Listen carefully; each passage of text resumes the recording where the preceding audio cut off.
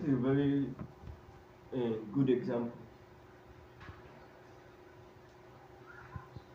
So this is called acetophenyl or acetophenyl. So it's a very good example of vector synthesis.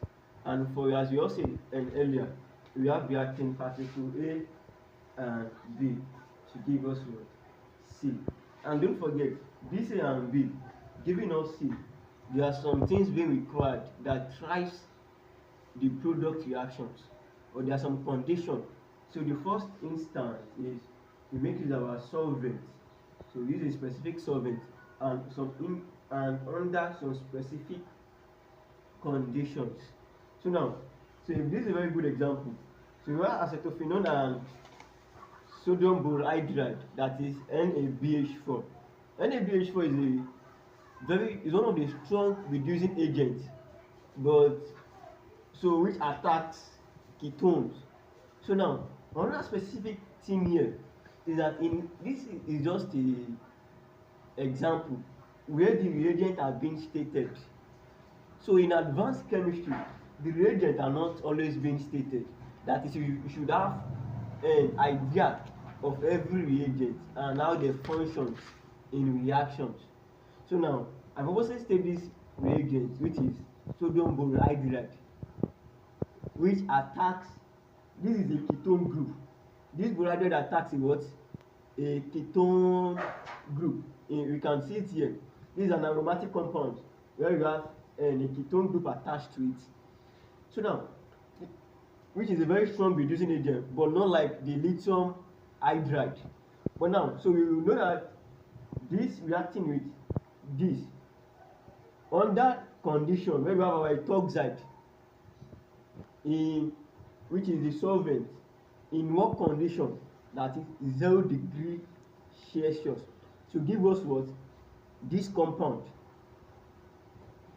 So now when we talk, so now in a scenario we can say that this is the actual compound, that is we are using this compound, this is the starting material which gave us what? This compound. So that is to know the genesis, that how is this compound being formed. So we have to what? Reduce it using sodium borhydride. So that is to know the genesis of this reaction, we have to what? Reduce it, or you can simply say break it down. So now in another, so this is the manner with which the reaction occurs. When we talk about carbanions, that is carbon that possesses a negatively charged anions. So this is the way this reaction occurs. Since we have this ethoxide, let's give a quick example. We can use we can use OCH3. That is, we are using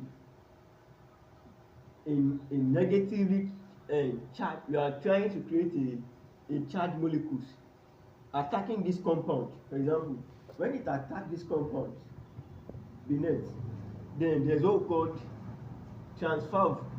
There will be delocalization of pi bond. There will be delocalization of pi bond. When there is a delocalization of pi bond, there will be, so that is this pi bond here will migrate. So you have it like this.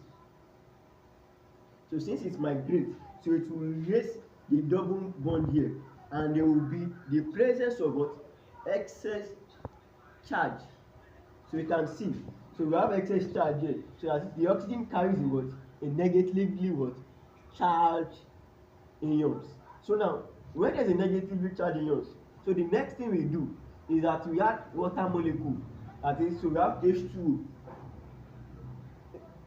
So we can simply split this H2, that is, we have the, so since we can split this H2, we have H and what? OH. So through cleavage, they split, where H carries the positive charge and OH carries the what? Negatively charged. So since there have been a split, so this has a negative charge, and so the only thing required here is this H plus from the cleavage of our water molecule. So they combine together. You have so H plus combining with this. So we don't have the double bond has been disappear as we know earlier. So we have what our OH what molecules, that is the conversion of ketone group to what alcohol group. You making use of what sodium borohydride, which is a what a strong reducing agent which attacks ketone. So that's the one of the basis of electrosynthesis. So we can have an idea how this is what being produced, how acetophenone is being what produced. So pause. So now we're going to be talking about the terminologies of electrosynthesis. And we have some certain terminologies. And when we talk about chemistry is like a language. As if you need to understand the bit by bit terminologies. That is when we, because you might find some symbols, if I find some acronyms that have their usual meaning. The first thing here is talk about the electrosynthetic arrow. That is, when you talk about the electrosynthetic arrow, it's far different from every arrow that is used to, that we represent in our normal reaction. When we are dealing with a forward reaction, we make use of just one single arrow with just one point. So which is different. The electrosynthetic arrow for a backward reaction is different from a forward reaction. The next we talk about symptoms. Is another terminology under electrosynthetic synthesis. When you talk about symptoms, it's like it has a similarity between like bond cleavage, that is the breaking down of bond, and it's possessing when we cleave a bond, like we deal with homolysis and heterolytic cleavage, we produce ions like carbon carrying a positive charge, or one carrying a negatively charge when the cleavage occurs. So that's where we talk about the carbocations and our carboanions. So the next one talk about synthetic equivalent, that is from the ions which we produce, that is they also have their equivalent molecule when they are added with a certain reagent. So the next one talk about the disconnection, that is how disconnections are being taking place. So how do we disconnect? You don't just for example, we can have a cake can be cut in any manners, it can start in any direction, but in this particular in electrosynthesis, to disconnect, that is to break down, you need to follow some rules. There's what called, we also talk about radioselectivity and stereochemistry. That is, in radiochemistry and stereochemistry, we will talk about the mirror image, that is when some compounds are being subjected to mirror image. We have they might form different stereoisomers, that is it might form a D isomers and L isomerisms. So that is, for example, in a particular drug, if it is being produced, we have kinds that can be produced using stereoisomers. That is, you might produce a D of a specific drug which can be poisonous, and you can produce a N that is the level regulatory, which can be very effective and good for human consumption. That is, in order not to produce a poisonous ones, and you might have some specific molecule that both the detrorotatory and the levorotatory are very effective and good. So now we talk about the principles and manner with which it will disconnect. The next one is functional group interconversion. That is, as we all did earlier, the acetophenone, which has a ketone group, we can eventually see that we didn't just break down. There was a change in the functional group, that is, we convert from ketone to alcohol eventually. So for electrosynthesis, there will be a functional group interconversion, which has an acronym of FGI. So one of the most simplest parts of electrosynthesis is that for for you to have an understanding about the backward reaction, first of all, of any molecules of any compound, first know the what forward reaction first. To understand the principles of any compound, any macromolecules or any polymer, to know their backward reactions of any macromolecules or polymer, the first instance here is to learn their forward reaction, that is from the reacting particles. If you have a concrete idea or a concrete understanding of the forward reaction, it will be very easier for you to understand the backward one. So in this backward one, you don't need reagent to give account of your reagent, that this is the reagent I used.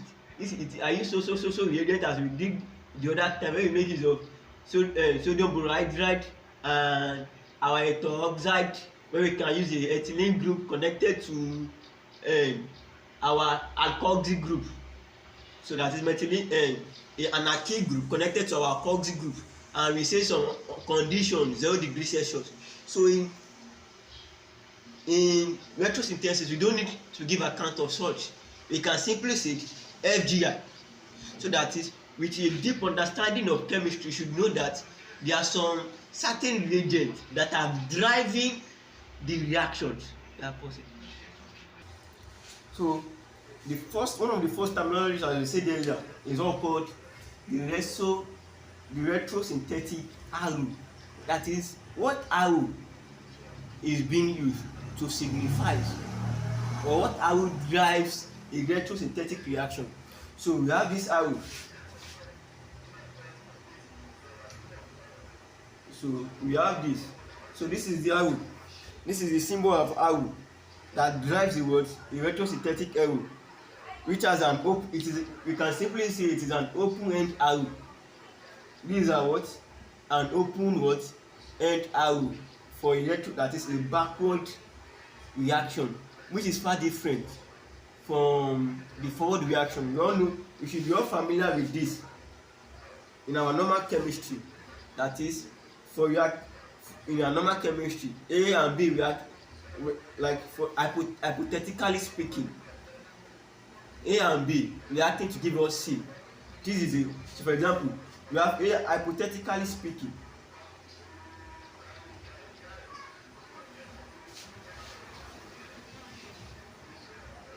We have A and B reacting together to give us what? C.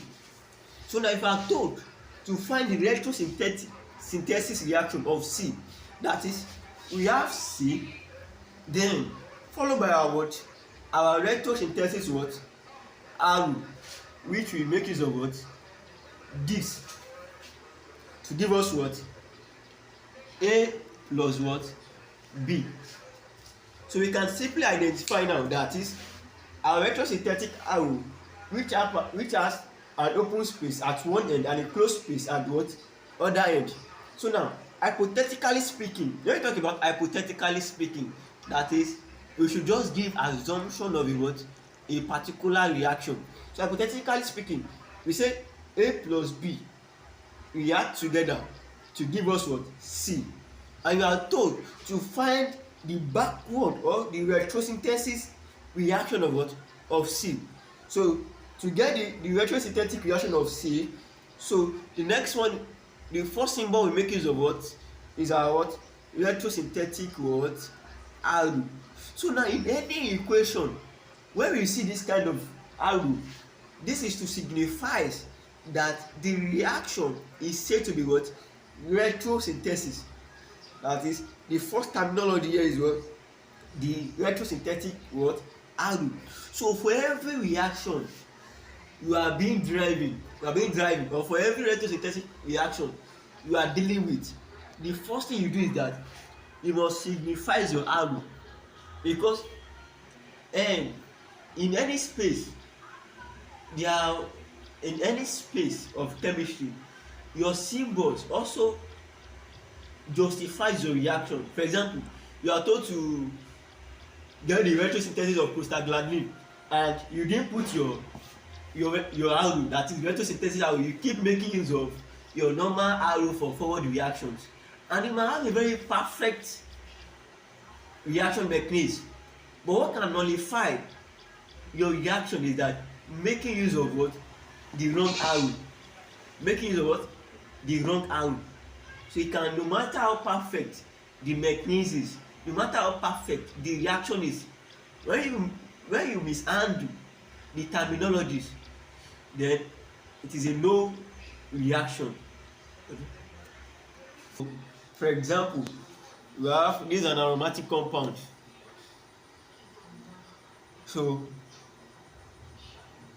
this is a forward reaction. Is a forward reaction where we make use of methanol as our reagent. It's so you should know how we got this reaction mechanism, where so it is just a normal process. We split this molecule, we try to generate a negatively charged. So for example, we have, if we decide to split this up, we have OCH3 minus and what? H plus. So when we split this molecule up, this is a forward reaction as they are all being stated. When we split this molecule up, so we have this charge attacking this point. So immediately it attacks this point, there will be a delocalization of what? A pi bond. That is, there will be migration